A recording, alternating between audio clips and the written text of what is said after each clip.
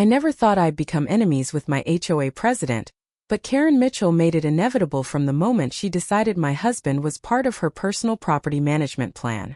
It started innocently enough when David and I moved into Willowbrook Estates, one of those picture-perfect suburban developments where every mailbox is regulation black and every lawn maintains exactly 2 3/4 inches of Kentucky bluegrass. Karen appeared at our door within hours of the moving truck's departure, clipboard in hand, wearing a smile that didn't reach her eyes. "Welcome to the neighborhood. I'm Karen Mitchell, your HOA president.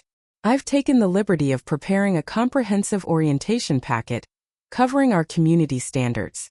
You'll find everything from acceptable window covering materials to our strict policy regarding holiday decorations." She handed me a 3-ring binder thick enough to stop a bullet, then her gaze shifted past me to where David was unpacking boxes in the living room. Her demeanor changed instantly, the professional mask slipping to reveal something predatory underneath. "And you must be the husband. My goodness, what strong arms you have. Moving is such hard work for delicate wives like us, isn't it?"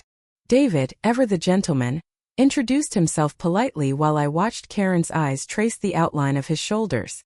She lingered on our doorstep for another 20 minutes, ostensibly discussing garbage collection schedules, while finding increasingly transparent reasons to compliment David's appearance. The next morning, I discovered the first violation notice tucked under my windshield wiper. Apparently, our moving boxes visible through the front window constituted an aesthetic violation under Section 12.7 of the Community Guidelines. The fine was $50, payable within 72 hours. Over the following weeks, Karen's visits became a daily occurrence, always timed perfectly to coincide with David's arrival home from his job at the engineering firm. She'd materialize from behind her perfectly trimmed hedges like some suburban predator, armed with fresh complaints and batting eyelashes that belonged on someone half her age. "David, sweetheart, I hate to bother you, but your wife left the garbage cans out until 7:03 this morning. The pickup was at 7, so technically they should have been stored by 7:01. It's such a burden for me to have to enforce these rules, but someone has to maintain standards." David would nod politely and promise to mention it to me, while Karen found reasons to touch his arm or adjust his collar. The woman had absolutely no shame, and what made it worse was how she wielded her HOA authority like a weapon specifically designed to torment me while positioning herself as David's helpful neighbor. The violation notices multiplied with creative fury. My car was parked 6 inches too far from the curb. Our doormat was burgundy instead of the approved navy blue. The wreath on our door exceeded the maximum diameter by 2 inches. Each infraction came with a fine and Karen's saccharine explanation delivered personally to David about how difficult it was for her to maintain neighborhood standards. I tried reasoning with her during one of her impromptu visits, suggesting we could resolve things neighborly instead of through constant citations. "Oh honey, I'm just doing my job. The HOA voted me president because they trust my attention to detail. I can't play favorites even for such a handsome couple." Her eyes never left David during this speech, and I realized she wasn't interested in neighborhood harmony. She was systematically using her position to create problems that required David's attention, while painting me as the troublesome wife who couldn't follow simple rules. The breaking point came during our neighborhood barbecue in August. David was manning the grill, chatting with neighbors, when Karen appeared in a dress more suitable for a nightclub than a family gathering. She positioned herself directly beside him, ostensibly helping with the food while pressing against his side and laughing too loudly at everything he said. When David stepped away to get more propane, Karen cornered me by the potato salad table. "You know, some women just aren't cut out for community living. All these violations, these constant rule-breaking incidents. It creates such stress for everyone involved. Maybe David would be happier with someone who better understands proper neighborhood etiquette." The threat was clear. She intended to make my life miserable until I either left or David decided I wasn't worth the hassle.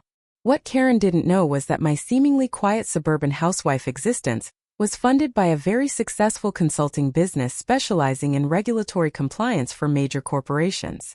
I understood rules, loopholes, and legal frameworks better than most attorneys. That evening I began my research. Willowbrook Estates HOA bylaws, filed with the county recorder's office. Board meeting minutes from the past 5 years. Karen's own violation history, which proved remarkably interesting reading. property records, municipal zoning regulations, and most importantly, the original development agreements that established our community.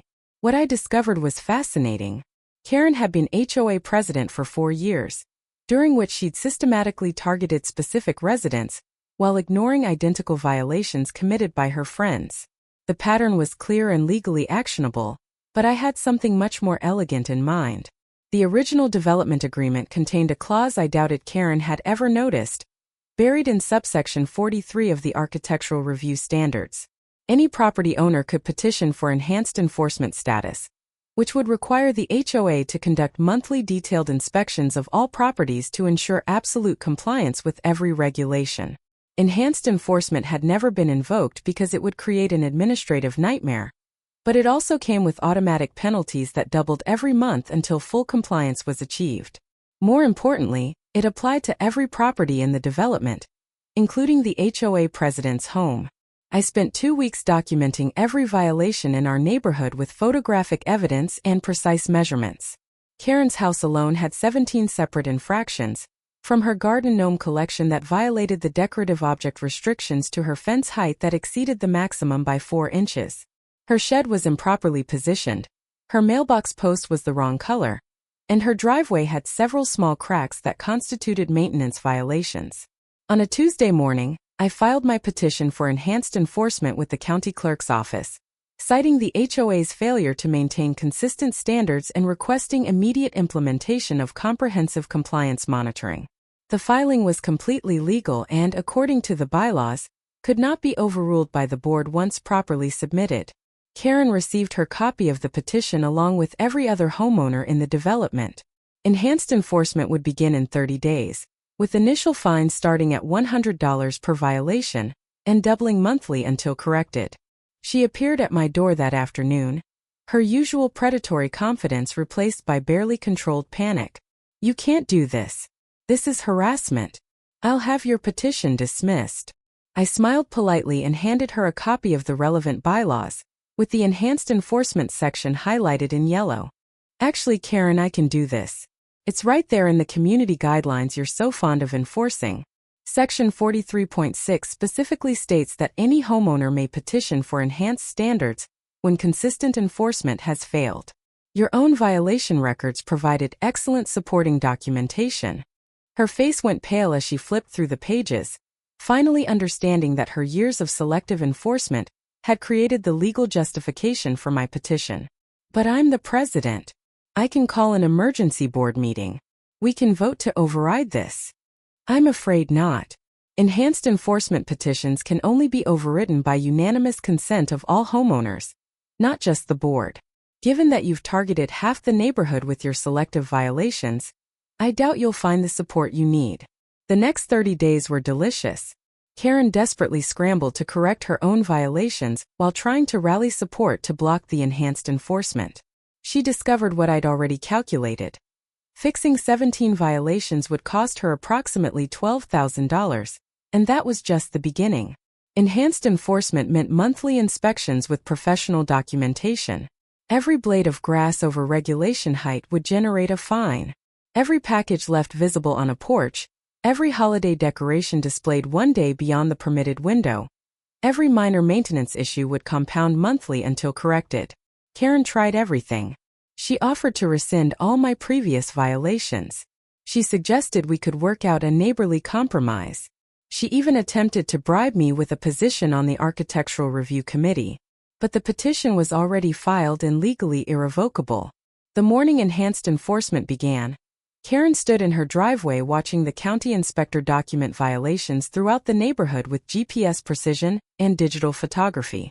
Her own house generated a preliminary fine of $1,700, which would double to $3,400 if not corrected within 30 days. But I had one final surprise waiting.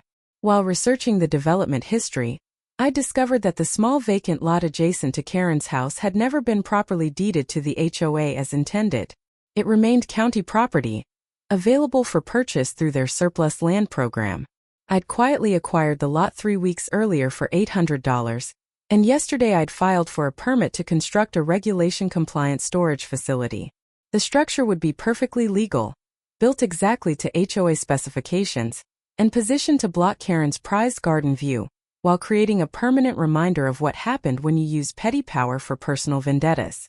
Karen discovered the construction permit when she returned home from another unsuccessful attempt to rally neighborhood support against enhanced enforcement. The Orange County notice was zip-tied to the survey stakes marking my new property boundary, just 18 inches from her bedroom window. She stood frozen in her driveway, violation notices scattered at her feet, staring at the survey stakes that represented the complete destruction of everything she tried to build through 4 years of manipulative H.O.A. presidency. The enhanced enforcement would continue indefinitely, generating thousands in monthly fines for violations she could never completely eliminate. Her authority had been weaponized against her through her own rules and regulations. Most devastating of all, she finally understood that my quiet Suburban Housewife Act had been concealing someone with both the resources and legal expertise to implement consequences she'd never imagined possible. Karen's mouth fell open as the full scope of her defeat crystallized, her face shifting from confusion to horror as she realized she'd been completely and permanently outmaneuvered by the very system she'd spent years exploiting.